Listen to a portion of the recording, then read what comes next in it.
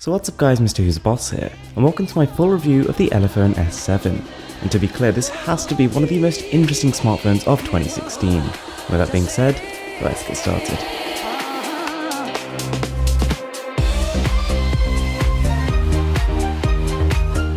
So to get one thing out the way, this smartphone is an almost direct copy of the Galaxy S7 Edge. But considering this phone comes in at $215, is that such a bad thing?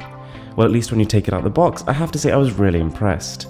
Whilst it does attract a lot of fingerprints, it feels very sturdy. It's a slim device, and it's got a nice, well-balanced weight to it, so it feels premium in the hands. But unfortunately, the company have tried to be a little bit too creative. They've tried to combine the styles of smartphones like the S7 Edge with their continuous, smooth bezel-less design, and phones like the HTC 10 which have a chamfered edge. And ergonomically speaking, the result doesn't work too well, it just ends up digging into your hand. Something quite surprising is that even though the bezel is so slim, you've got no chance of reaching the top corner with one hand. Interestingly enough, there's actually no back or menu buttons, everything's done with the home button. And it sounds a little bit counterintuitive, but when you get used to it, you pick up speed quite easily. The phone runs a pretty stock-looking version of Android 6.0, and it's not really that exciting. There isn't too much unusual going on here, but at the same time, that means it's pretty suitable for Android purists out there. The skin that Elephone has put on top of the stock experience is so subtle that most of the time you won't be able to tell it's there. They fiddled with a couple of the icons and added a few useful things in the settings. Things like intelligent gestures and things like the ability to turn on a non-physical navigation bar. Oh yeah, and there's no bloatware. So then we've got the display, and it's a bit of a mixed bag. On one hand, we've got a pretty sharp 1080p 5.5-inch screen with good colours, but on the other hand they use a lot of over-sharpening, and you can definitely tell with high resolution wallpapers. On top of that, the viewing angles, they top out at about 165 degrees, so it's kind of lower than your typical smartphone. And when you're using the phone, it feels like there's a lot of distance between where your finger touches and the actual display components.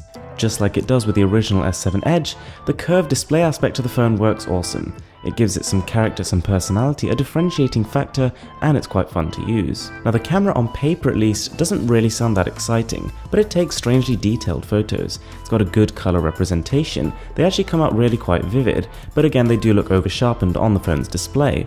Something the S7 does really well is use its wide aperture to get great blur in your photos. Take this for example. Unfortunately, the shutter time is so long that if you move your phone even a tiny bit, you get something that looks more like this. With enough lighting, landscape shots come out fine, and the S7 copes pretty well with HDR scenarios too. Unfortunately, the video tops out at 1080p, and the electronic image stabilization on offer really could be better. Now the processing power aspect of the phone is where things get really interesting, because we've got a deca-core Helio X20 combined with 4GB of RAM. And that's fast. I mean, you're scoring 85,000 on Antutu. Whilst that is definitely lower than the S7 Edge, that's hardly the phone's competition. Unfortunately though, more due to poorer software optimization than anything else, the phone doesn't really reach its potential. With a lot of games which honestly the processor could chew through, it just really doesn't perform that great.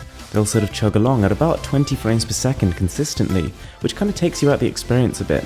That kind of extra immersion you get from the bezel-lessness kind of loses out with the performance. The speakers are actually pretty similar to that of the S7 Edge, and the question really is if that's more of an achievement or a fault of the phone, because to be honest those aren't great. Whilst it's not the worst I've heard, the sound is tinny and not particularly loud.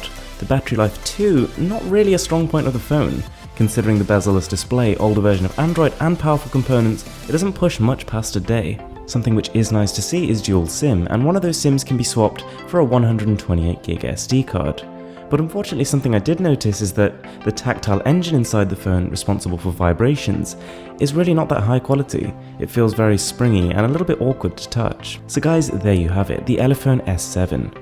Whilst in terms of its appearance, its design, it's really impressive. You're getting for $215 something that feels like a flagship device. Having said that, comparing it to the original S7 Edge, and it's a true case of you get what you pay for, because in just about every single aspect, the phone falls short. Even if we compare it against other similar lesser brand smartphones, it still doesn't really fight its corner, because phones like the Redmi Note 4 offer better performance at about $50 to $60 less. So guys, there we have it. If you enjoyed the video, be sure to smash that subscribe button. I'm Mrwhosetheboss, and I'm signing out.